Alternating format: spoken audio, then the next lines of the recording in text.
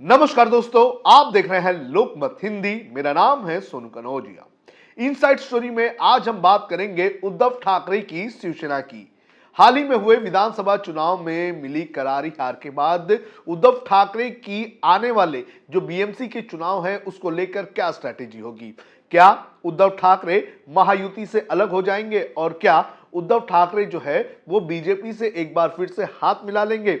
इन सारी संभावनाओं की चर्चा इस वीडियो में करेंगे। सबसे पहले जान लेते हैं कि हाल ही में जो विधानसभा चुनाव के नतीजे है उसमें क्या हुआ। 23 नवंबर को जो चुनाव के नतीजा है उस नतीजों में जो विपक्षी अलायंस है महाविकास आघाड़ी, जिसमें कांग्रेस, उद्धव ठाकरे की शिवसेना और जो शरद पवार की एनसीपी है उसकी करारी हार हुई। इन तीनों पार्टियों को मिलाकर महज 47 सीटों पर ही ये जीत हासिल कर सके। चुनाव के पहले इन्हें ये उम्मीद थी कि इस चुनाव में वो एक बड़ा कमाल करेंगे और सत्ता परिवर्तन हो जाएगा। महाविकास आघाड़ी में तो जो सीएम कौन बनेगा इसको लेकर भी चर्चा होने लगी थी, लेकिन जब नतीजा आए तो नतीजों से उनके अरमान जो है वो पूरी तरह से बह गए, क्योंकि शरद पवार की पार्टी को महज 10, कांग्रेस को 17 और उद्धव ठाकरे की शिवसेना को महज 20 सीटों पर ही जीत हासिल हुई। और इसी के बाद यह सवाल उठने लगा कि अब आने वाले बीएमसी के जो चुनाव हैं, जो दूसरे म्युनिसिपल कॉर्पोरेशन के चुनाव हैं, उन चुनाव में क्या होगा। क्या महाविकास आघाड़ी एक साथ लड़ेगी इन चुनाव में, और क्या ये जो उद्धव ठाकरे की शिवसेना है वो बीजेपी के करीब आएगी। तो कुछ हालात बन चुके हैं जिससे ऐसा लग रहा है कि उद्धव ठाकरे की शिवसेना जो है वो जो बीएमसी का चुनाव है उस चुनाव में अकेले अपने दम पर चुनाव लड़ना चाहेगी। बीएमसी के बारे में बताने से पहले, उसके समीकरण बताने से पहले मैं ये बताऊंगा कि आखिर बीएमसी है क्या। बीएमसी जो है वो बृहन म्युनिसिपल कॉर्पोरेशन, यानी कि मुंबई को चलाने वाली म्युनिसिपल कॉर्पोरेशन है। और बृहन मुंबई म्युनिसिपल कॉर्पोरेशन की अगर बात करें तो ये जो म्युनिसिपल कॉर्पोरेशन है ये एशिया की सबसे अमीर म्युनिसिपल कॉर्पोरेशन में से एक है। इसका बजट इतना है कि देश के लगभग 8 राज्य जो हैं, 8 राज्यों से ज्यादा इसका बजट होता है, यानी कि स्टेट से ज्यादा इसका बजट होता है। और जिसका इस पर कब्जा होता है उसका ये सोच लीजिए कि किसी एक स्टेट पर कब्जा है। बीएमसी में टोटल 277 कॉर्पोरेटर्स आते हैं। जो पिछला 2017 का जो चुनाव हुआ था उस चुनाव में जो उद्धव ठाकरे की शिवसेना थी उस वक्त अविभाजित शिवसेना थी और उसमें 84 सीटों पर उनकी जीत हासिल हुई थी।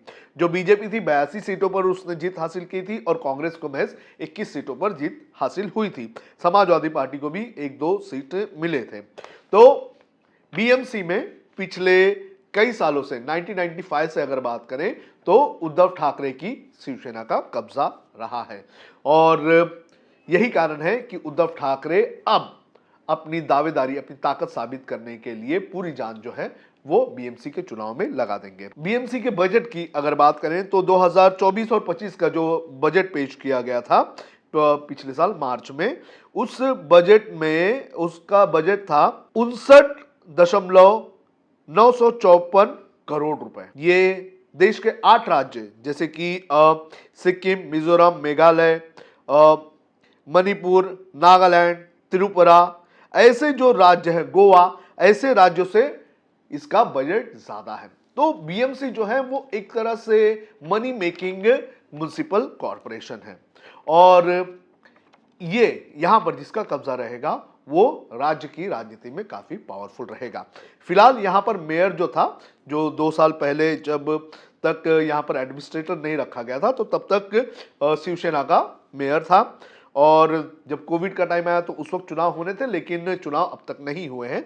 अब कहा जा रहा है कि जनवरी में चुनाव होंगे। एक पावरफुल म्युनिसिपल कॉर्पोरेशन है। अब बीएमसी के अलावा और भी जो म्युनिसिपल कॉर्पोरेशन है राज्य में, जैसे कि Thane municipal corporation, Navi Mumbai municipal corporation, KDMC, UMC, इसके अलावा जो नासिक है, पुणे है, ऐसे कई सारे म्युनिसिपल कॉर्पोरेशन के भी चुनाव होने हैं। तो एक तरह से एक बड़ा चुनाव महाराष्ट्र में आगे होना है और इसी को लेकर उद्धव ठाकरे जो है वो अपनी पिच जो है वो पूरी तरह से तैयार करने में लगे हुए हैं।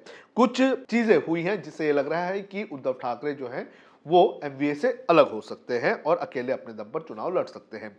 सबसे पहले कि जैसे ही ये चुनाव के नतीजे आए, विधानसभा चुनाव के नतीजे, तो ब्लेम गेम जो है वो कांग्रेस और शिवसेना यूबीटी में शुरू हो गया।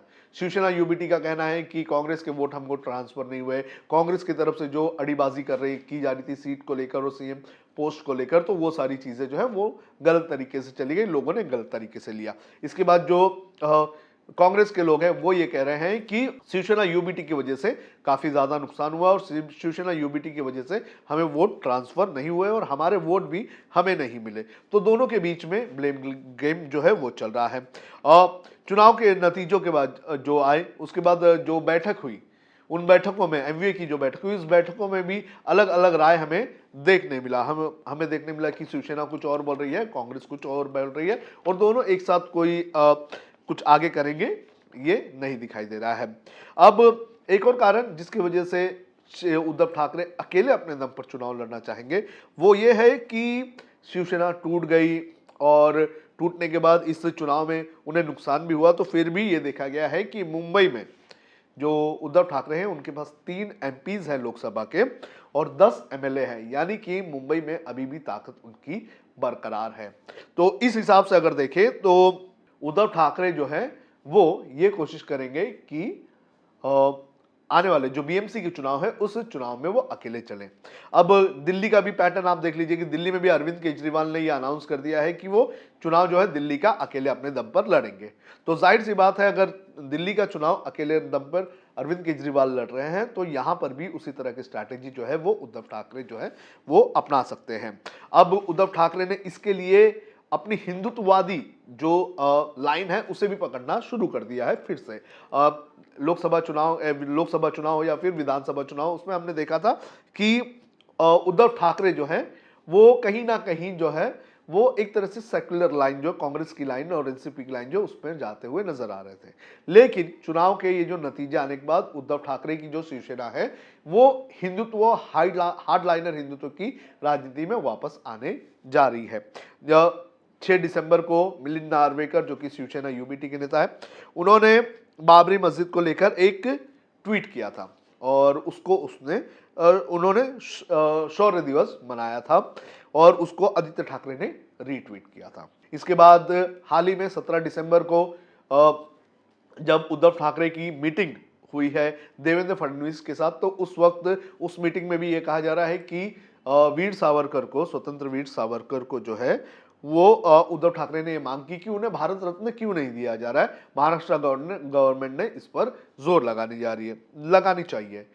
और इसके बाद तीसरा इवेंट ये हुआ कि जो समाजवादी पार्टी है, समाजवादी पार्टी जो है वो बीजेपी महायुति से अलग हो गई, ये कह के कि उद्धव ठाकरे जो है वो हार्डलाइनर हिंदुत्व की राजनीति कर रहे हैं।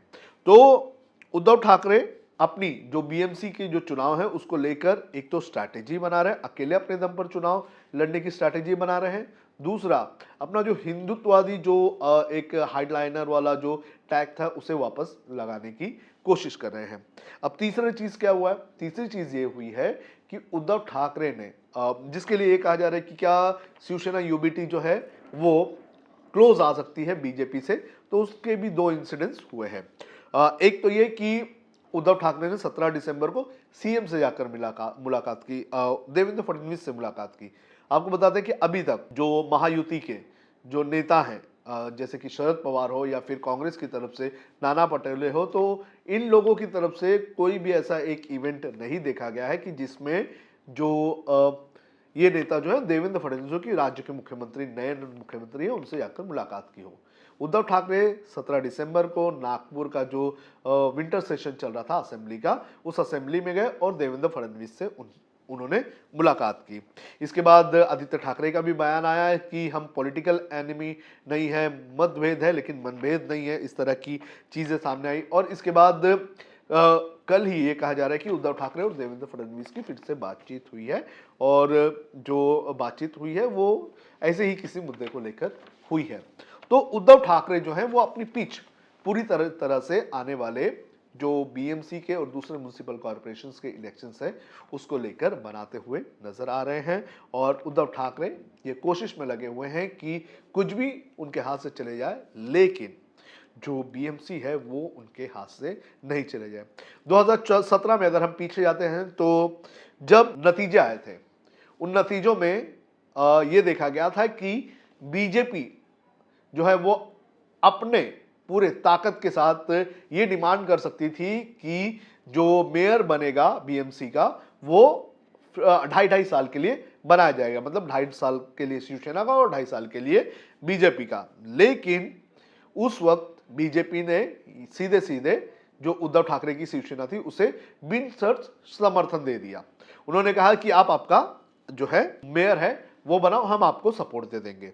तो अब कहीं ना कहीं ऐसा लग रहा है कि फिर से बीएमसी के चुनाव आ रहे हैं, तो क्या उद्धव ठाकरे वो जो जमी हुई बर्फ है उसे पिघालने की कोशिश कर रहे हैं और ये कोशिश कर रहे हैं कि एक बार फिर से अच्छी ट्यूनिंग हो जाए। भले हम बीजेपी के साथ ना लड़े, लेकिन अगर चुनाव के नतीजे कुछ ऐसे आए जिसमें दोनों साथ में मिलकर अगर बीएमसी में सत्ता स्थापित कर सकते हैं तो बीजेपी का उन्हें सपोर्ट मिले और बीजेपी एक बार फिर से जो है उसी तरह का उन्हें सपोर्ट दे। तो इसी के लिए उद्धव ठाकरे जो है वो देवेंद्र फडणवीस से मुलाकात कर रहे हैं। 2 मुलाकात हो गई है, एक फेस टू फेस मुलाकात हुई है और दूसरी मुलाकात जो हुई है वो फोन पर बातचीत हुई है। तो उद्धव ठाकरे जो है वो पूरी स्ट्रैटेजी में लगे हुए हैं। देखिए, जो बीएमसी है, बीएमसी का ये जो चुनाव है, अगर उद्धव ठाकरे के हाथ से बीएमसी जाती है तो ये सोचिए कि उद्धव ठाकरे के हाथ से उनका पॉलिटिकल करियर चला जाएगा। क्योंकि विधानसभा में ये देखा गया है कि विधानसभा में जो नंबर्स है उन नंबर्स के आधार पर वो उनके विधायक कितने उनके साथ रहेंगे ये कहना मुश्किल है। इसके बाद अगर उन्हें अपना पॉलिटिकल जो है पॉलिटिकल आइडेंटिटी या फिर पॉलिटिकल जो फ्यूचर है वो बचाना है तो उनके पास ऑप्शन बचा हुआ है बीएमसी का। अगर वो बीएमसी में जीत हासिल कर लेते हैं तो उद्धव ठाकरे की जो हार विधानसभा चुनाव में हुई है उसका रिवाइवल कहीं ना कहीं जो बीएमसी के इलेक्शन है उसमें हमें देखने मिल सकते हैं। क्योंकि कई लोग ये कह रहे हैं कि विधानसभा चुनाव में जिस तरह से हार हुई है उससे ठाकरे जो है महाराष्ट्र की राजनीति में वो खत्म हो चुके हैं। क्योंकि एक ठाकरे उद्धव ठाकरे जिन्हें महज 20 सीटों पर जीत हासिल हुई है और एक राज ठाकरे जिन्हें एक भी सीट पर जीत हासिल नहीं हुई है। तो कई पॉलिटिकल पंडित ये भी कह रहे हैं कि उद्धव ठाकरे जो है उनका राजनीतिक करियर जो है वो इस बीएमसी के चुनाव में दांव पर लगा हुआ है और अगर इसमें वो जीत हासिल करते हैं तो रिवाइवल हो जाएगा और अगर इसमें वो हार जाते हैं तो उन्हें बहुत बड़ा झटका लग जाएगा। और ये भी कहा जा रहा है कि प्रधानमंत्री नरेंद्र मोदी से भी अच्छी बातें इस वक्त हो रही है। अब उद्धव ठाकरे की लॉयल्टी प्रधानमंत्री नरेंद्र मोदी से क्यों बढ़ती हुई नजर आ रही है, इसका भी एक कारण है एकनाथ शिंदे। जिस तरह से महाराष्ट्र में जो गतिविधियां हुई हैं महायुति में, उसमें यह देखने मिल रहा है कि एकनाथ शिंदे कहीं ना कहीं नाराज हैं। अगर एकनाथ शिंदे केंद्र में अपने 7 एमपीज का साथ अगर बीजेपी से छीन लेते हैं तो बीजेपी की सरकार कहीं ना कहीं डगमगाने लगेगी, मोदी को नुकसान हो सकता है। तो इसीलिए यह भी कहा जा रहा है कि मोदी भी ये चाहते हैं कि उद्धव ठाकरे के साथ अच्छे टर्म्स में रहे, क्योंकि उद्धव ठाकरे के पास 9 एमपीज है और अगर 9 एमपीज आ जाते हैं उनके पास तो उनकी सरकार और भी मजबूत हो सकती है। तो उद्धव ठाकरे कोशिश कर रहे हैं और ये 3 रास्ते फिलहाल उनके पास हैं, 3 ऑप्शंस उनके पास हैं। एक तो वो अकेले अपने दम पर चुनाव लड़ना चाहेंगे, दूसरा वो हार्डलाइनर हिंदुत्व की राजनीति करना चाहेंगे और तीसरा वो बीजेपी से भी अपने रिश्ते सुधारने की कोशिश में लगे हुए हैं। आपको क्या लगता है कि महाराष्ट्र में आने वाले जो बीएमसी के चुनाव है उस बीएमसी के चुनाव में उद्धव ठाकरे की स्ट्रैटेजी क्या होगी? आप हमें कॉमेंट करके जरूर बताएं।